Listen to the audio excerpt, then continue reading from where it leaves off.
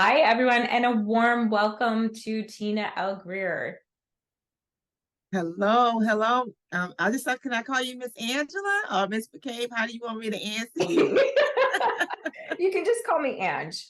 Ange. Yes, Okay, yeah. Ange. It is a pleasure to speak with you today. I'm super excited of what's to come, in our conversation. Likewise, likewise. So, everyone, I've had the pleasure in the green room to really understand a bit more about Tina, but I would like to share a bit of background first. And Tina, feel free to jump in and add as you see fit. And then we'll get started on our topic for today. So, introducing Tina Greer, she's a business growth strategist, a speaker, and best-selling author. She's a CEO of Greer Business Solutions, LLC, with 20 plus years of experience in business management, finance, and business development. Tina offers coaching and consulting services, specializing in bidding on government contracts. She works with clients in problem solving, goal setting, and achievement, increasing self-esteem and confidence. Tina is coaching business owners to really optimize revenue streams from a cost-conscious perspective. She's a seasoned pricing expert with service contracts of medium to large range proposal values from 30 million and above. In addition, she's a certified life coach and owner of a bath and body product line. Welcome, Tina. Thank you, Ange. It's a pleasure to be here today. Yes, I'm really curious. When, before we dive into our topic today, when it comes to being a certified life coach, a bath and body product line, and then, Tina Greer Consulting Solutions, how do they coexist or how do they all fit together? Right. Well, the thing about it is, so you see, as you were reading the my bio, my brief bio, and then it's like, okay, the analytics of pricing, numbers, and all of that. But then I have a creative side, which Mm. is, writing, which is creating. It allows by having a combination of sorts, the whole I guess the nucleus of it all is to empower and Mm. also to educate. So Mm. the bath and body line part of it allows the business owner to indulge in self-care, because we all have to care for ourselves, our body, internally and externally, in order to do the work that we need to do. Mm-hmm. So it allows me to really, work in my creative space because I love to create. Mm-hmm. So I'm not thinking about the analytics of numbers and crunching and strategic being, strategy and all of that. So I get a chance to have a little fun, but also give back because we need self-care in order Mm-hmm. to be successful in our business. And Mm-hmm. then the life coaching aspect of it, I actually became a certified life coach is because at one point in time I was actually an author coach where Mm-hmm. I coach individuals in order to create their books. So I needed to be able to help them and assist them in birthing their ideals. And I felt that I need to have, a credential behind me to really be able to help, because it's a lot of people have a lot of personal situations where they want to be able to express themselves but didn't know how to do it in a form of writing. Mm-hmm. So I went and received that credential in order to assist my clients in order to birth their books, as an being as an author coach. So by having though that credential, and then also being in a creative space of my bath and body line, it allows me to give back and nurture and be able to help others express themselves in written form, and also be able to give into themselves or love on themselves through the nourishment of natural products to nourish the skin, nourish the soul, I love this. Yeah. care and self-love.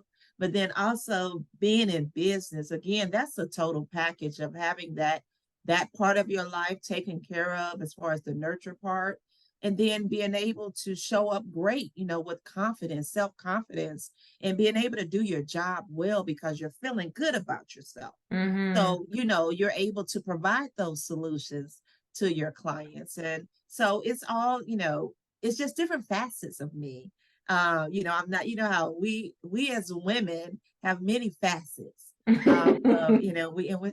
love to put those together and really be able to provide a solutions to my clients. I like your approach, Tina, in the sense that you're looking at yourself from a business, creative, self-care perspective, and then have kind of engineered or innovatively thought about, how do I put this out to the world as well? And so the vibe that I'm sensing is like, it's that total care package, whether it be from your business solutions to life coaching to taking care of your body from a bath and body product line perspective. That's amazing. Thank you. You're welcome. You're welcome. And so I want to hear more. So on the business side of things, one of the topics that you and I had really found synergies about in past, which brought us here today, is around leadership styles and how to really engage your team from the start to finish on projects. So tell me, when you're working with companies, Tina, what do you hone in, or what do you look for when it comes to the leadership management side of things to ensure that they're successful projects?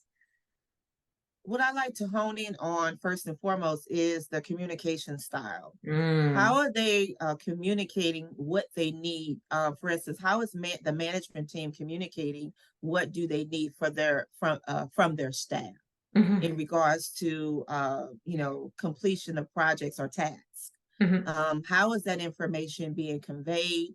Is there a sense of urgency? Are you allowing the employer or the staff to have freedom of how they complete the task? What is the engagement level in order to get that desired end result? So really having that type of conversation, completing an assessment if necessary, to find out how are they really operating the business in order to be most effective. So we really need to hone in and start to identify those problems or those challenges, if you will, in order to see how we can make it better. Understood, definitely. And so when you're talking about an assessment, what value would an assessment provide? Just trying to understand if you're looking at it from the totality, from the project management side of things, or do you mean an assessment from the perspective of how we're communicating together and how we can communicate those expectations? The assessment of how we're, in regards to the communication piece of how are we working together? I mean, and what form of communication are you utilizing in order to get your point across? That is very important because people receive information in different ways. It could be, and then also the perception of what you've said. Did you really mean that? Or did you mean something else? So are you really, are you really explaining what you want from that person versus, oh, they know what I mean? A lot of things can happen with, what I mean, type scenarios where it really is not the case. They're thinking something else. But to be really clear in answering in asking the question and also identifying the task and then making sure that person that you're talking to is receiving it. Have them even repeat it to make sure they understand what that process is and also the expectation of that particular task in order to have an overall success of the project. I like that overall approach in the sense of, okay, what's our baseline? Where are we coming in at? Do you front load your conversation or do you backload it? Are you people orientated or task orientated? Are you fast paced or slow paced, right? So we generally subscribe to the DISC model. So dominance, influence, steady conscientiousness. Everybody has a model in the sense of behaviors, but what's great about it is it really helps us understand adapting communication styles. So Ange needs to understand Tina and be able to adapt to how she needs to be spoken to, not how Ange wants to deliver it. Right. And that's where you really find the synergies, is what I'm hearing. I also like the golden nugget in what you're saying, Tina, around the fact that when it comes to project communications, it's not just about how we're communicating, but how we're interpreting it. So saying things like, I think what I hear is XYZ. Is that true? Or Am I missing something? You know, trying to have a neutrality in the way that we converse. The other thing that was coming up, I was starting to smirk when you were speaking, not at directly your words, but the fact that there was a specific situation that came up in past when I was a VP of HR in a past life. And one of my directors came in and they said, "Can you believe this? Like, look at this email." And they showed me their cell phone, their email and their cell phone. And I said, okay. So I took the cell phone and I read through it. And it was very pentameter in the sense that it was going back and forth. I need this. I've done that. What about this? What about that? And so when you read it from a non-emotionally charged position, it just seems prescriptive. And so I looked at the director and I said, okay, what's the issue? Well, they're not hearing me and they're using a really yucky tone in the email. And they're not following through with what I've asked them to do. And then so I asked them a question. I said, "Did you talk to them face to face?" And they were like, "Well, no, not yet." And I said, so you get where I'm going with this in the sense that it's really important as soon as we have some sort of frustration come up or there's confusion, or I've always used a rule of thumb. If there's more than 2 emails back and forth about the same thing, then I need to change my mode of communication because it's so important, especially with time constraints around projects. That is so true. I was having that conversation with one of my clients recently where this particular, she wanted to get her point across, but she's tend to be very emotional. And so, you know, just to really get her in the mindset of this is not about an emotion, you need to take care of business. So instead of automatically just saying things off the top of your head when you're talking to that person, write your questions down. And that would allow you to take the emotion out of it. It allows you to step back and pause. Absolutely. Before you convey what you're trying to say. But if you write it down, write in legible form and take it with you if you're an emotional type of person, take them with you and just recite them. Ask the question to the person that you want the answers from and allow them to answer you. Just getting all tied up in emotions and just, you know, spurting out information. And then now everybody is the energy is wrong and so on and so forth. But if you think about, I need to take care of business, put the emotions aside. What is it that I want this person to answer so I can have a better understanding? If you need to write those down before you go into your meeting. Absolutely. I think those are great points. And I'd like to come at this one with just slightly a different lens from a leadership perspective, if that's okay, Tina, in the sense that as leaders, I think that we have the responsibility not to shut off people's passion and tell them to separate the emotions, because you can't really separate the emotions from the person. But I think what you're pointing to is being able to have an intentional conversation. And it's okay to be passionate. It's okay to want to be able to be super involved, because oftentimes, especially when it comes to project management, there's a lot of time and energy put into this project. So people get emotionally attached to it.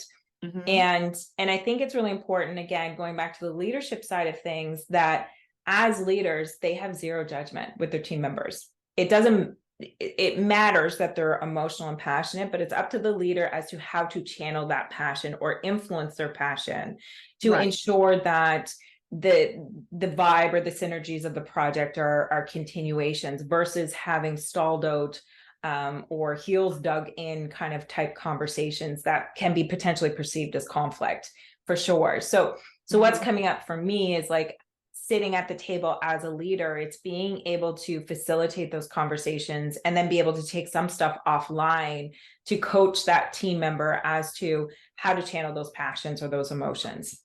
Right. And also and that goes back to the point of knowing your, your colleagues. Knowing your employees or your staff. As a leader, you need to know how to approach them.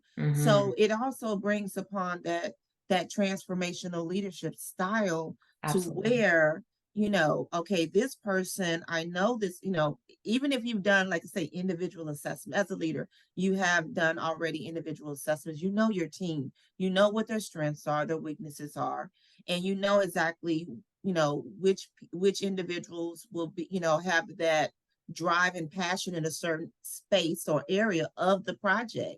So if you really, as a leader, if you really know your people, meaning you've been communicating with them, you've been engaging in them through various events, socially or non-socially, in regards to the business aspect of it, but their strengths and weaknesses, exactly which task is going to challenge a person and allow them to thrive, and which ones that may be, okay, this person is not a good fit because of X, Y, and Z. Not to say that that is bad, but they're not going to thrive in that particular task. But you as the leader should know, and I believe when we're dealing with projects, especially when it's deadline driven, you need to know exactly the roles that people play and where they would just thrive in and be able to turn around something quickly, especially if it's deadline driven.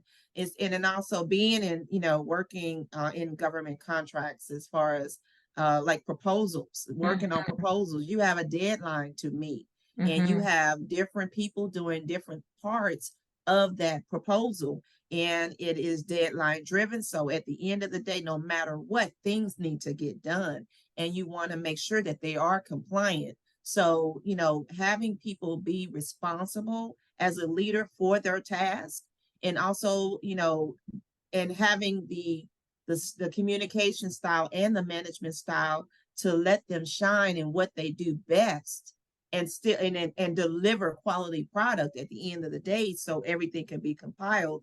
That is the ultimate goal, because again, at the end of the day, especially with government contracts, when it's due on Friday at 4 o'clock in their office, it's due Friday at 4 o'clock in their office. So you can have, mess up, if you're late, it's over, they're not going to accept it.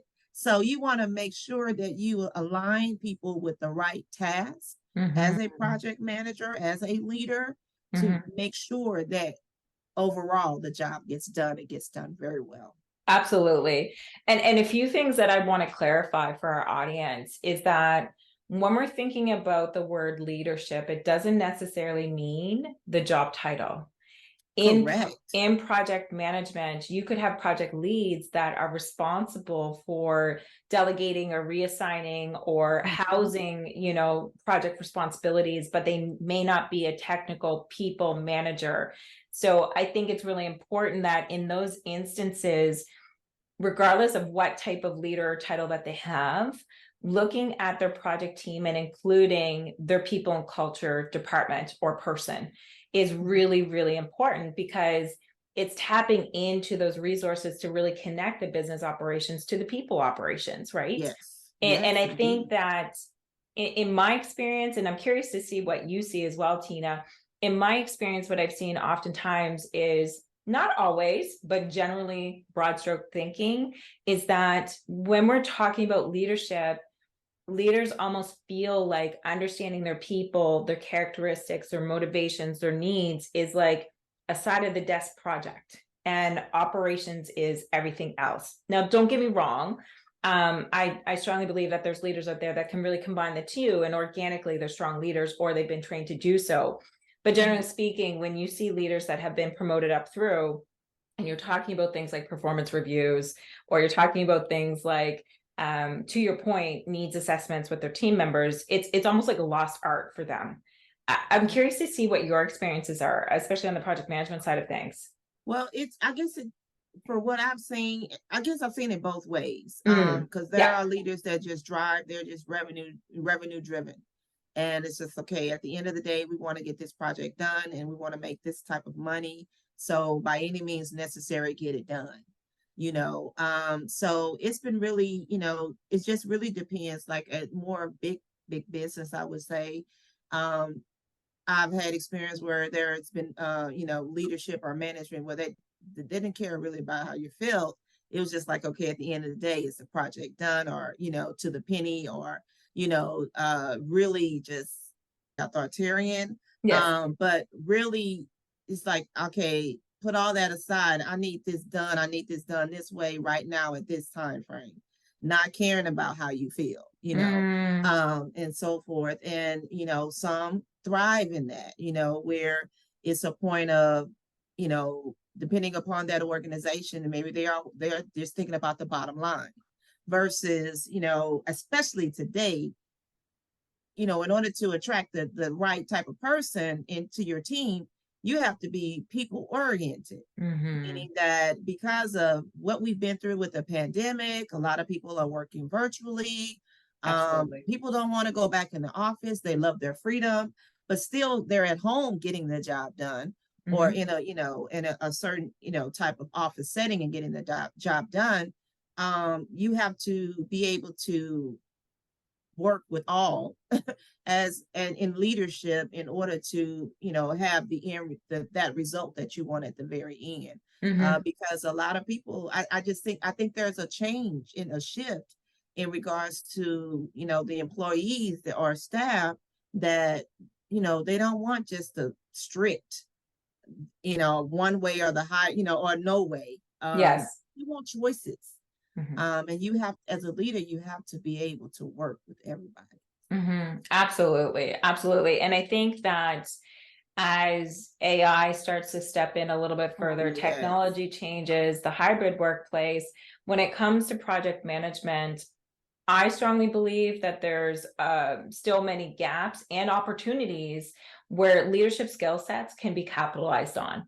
And because like as we see AI right now, it's not fully capable of doing the emotional side of the leadership job or the soft skills, which let's face it, they're not soft at all.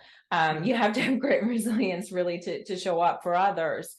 Mm-hmm. But all this to say, I think that there's a growth edge for many leaders, especially in project management and in that type of scope of work, in the sense that they have opportunities to really dial into, okay, what are Tina's strengths versus Angie's strengths? And what's Tina's stress threshold versus Angie's, right?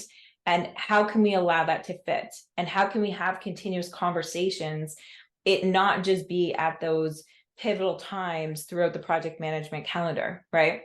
Mm-hmm. Mm-hmm. That is so true. And actually, I was on a webinar earlier today, a global webinar, and a gentleman was talking about AI and having a virtual assistant, an AI virtual assistant, to Mm-hmm. do some of the work, some of the tasks. I'm not sure exactly how that's going to work, but that is what his company is actually working on currently. And, it's going to be a point where,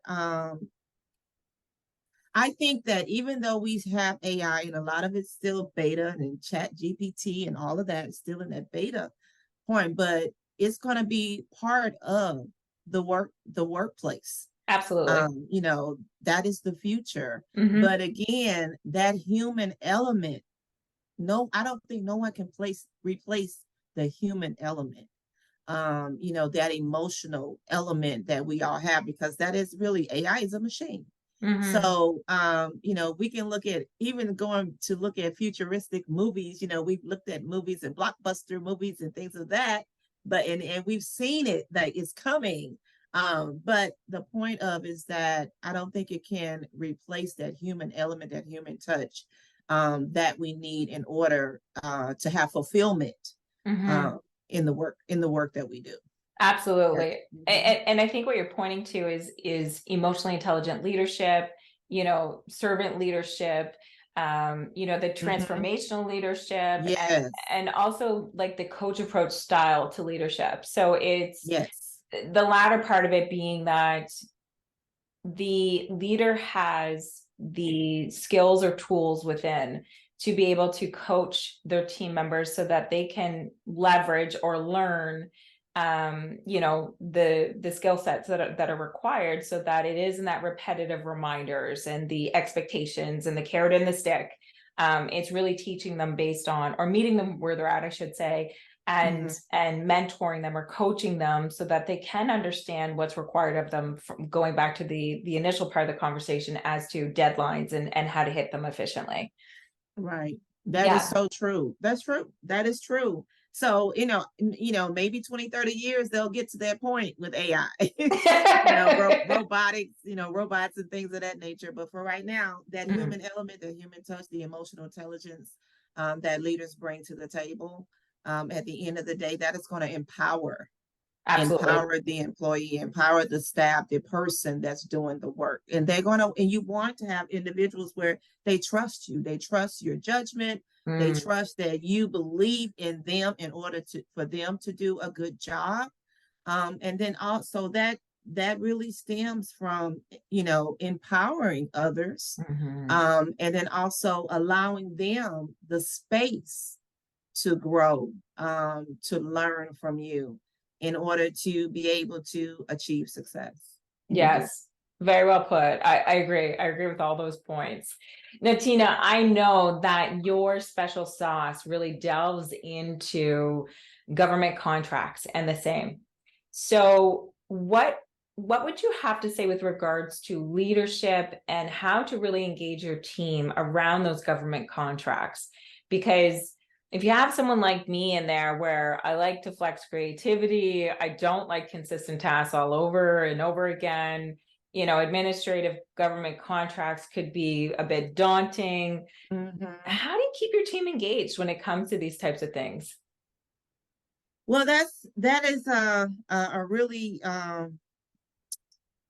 mean, it is an issue that you can have as the business owner, as the manager of a project, especially, for instance, let's just say you've won a proposal, you bid the proposal, you know your numbers, and now it's time for execution. You're Mhm. executing the proposal now, so you have a team, that is executing that contract that you have won, and you already have set goals in place in order to stay profitable, on that particular contract.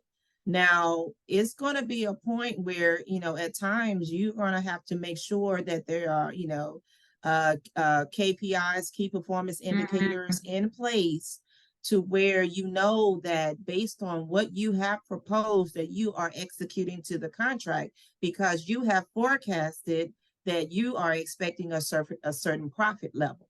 Mhm. Now, based upon the staff that you have in that contract is going to determine your profit level. And what you have proposed already in the contract in regards to the type of people that you're going to have working with you on that project in order to complete it, that is, has already been discussed and vetted and so forth. Now you're executing to what you have proposed. So you have to make sure that you have the right candidates in that, on that project in Mhm. order to execute it as if, just like you have proposed it, to get to that ultimate profit level that you want. Mhm. So it's a point of, if there's someone that's in there that's not a good fit, or is not performing the work, then you need to make sure you have other candidates on hand in Mhm. order to do that particular job. Or you have someone that in there that may be great at doing the job, but they are highly priced. They're a higher price. They have a lot of education, and it doesn't take all of that to do that particular task. You need to, reconfigure your staff to make Mhm. sure that you have the right people for the right task in order to get that overall project completed Absolutely. and make a Yes. money at the end of the day. Mhm. So the goal when you're dealing with that is to make sure that you're hitting your revenue goals and make sure that you have those, KPIs in place in order to execute, most effectively for your business. So it's a lot Mhm. of different moving parts in Yes. regards to making sure that you are running in a smooth operation, if you will. Mhm. Mhm. Well put, Tina. Well put. I'd like to hear more about, well, I'd like the audience to have the opportunity to hear more about the book that you've authored or birthed around government contracts. Tell us more about this.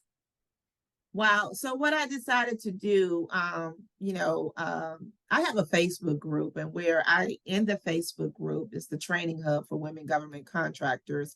I work with, I provide strategies and tips in there all the time on how to be most effective in the government contracting space, understanding, pricing, understanding how to do your market research, understanding networking, the importance of networking, so on and so forth, understanding a solicitation, how to read one, how to interpret, what's the strategy behind the bid. So I'm always working with, especially a lot of people that are new to government contracting. That is my sweet spot.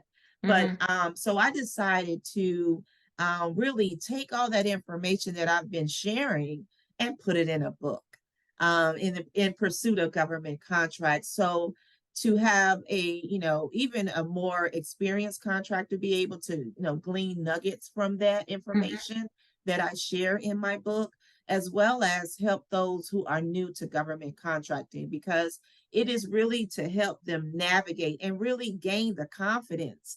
Again, this is, people say it's a easy entry is to become a government contractor. However, to be able to win a contract, it takes strategy, it takes knowledge and experience that, with me working in that industry with over 20 plus years of experience in that space, it's not something that a lot of people are going to get overnight. So because there's so many different variables that you have to consider when you're putting together a proposal or a quote and things of that nature, I wanted to really kind of help simplify the process. And so you won't, feel overwhelmed, and utilize the book as a resource. Again, another tool or resource to make sure that, you're on the right path.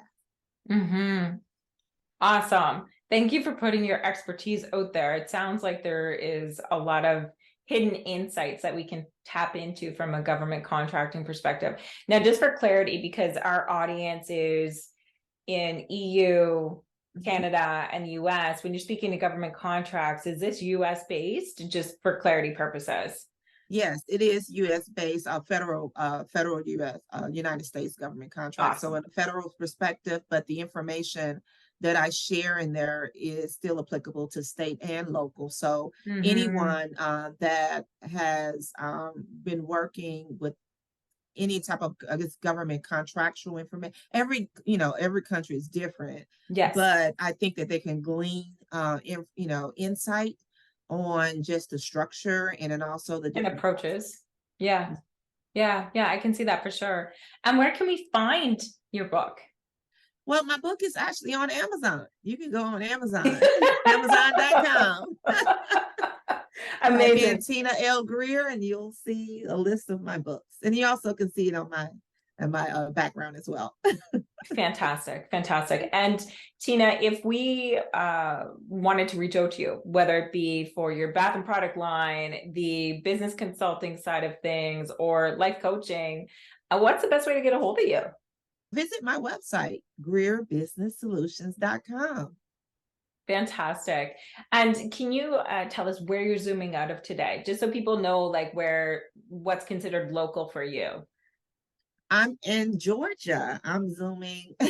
I'm in the United States, Atlanta, Metro Atlanta area, and great. I'm just excited to be here and being able to share, internationally, my passion for helping others.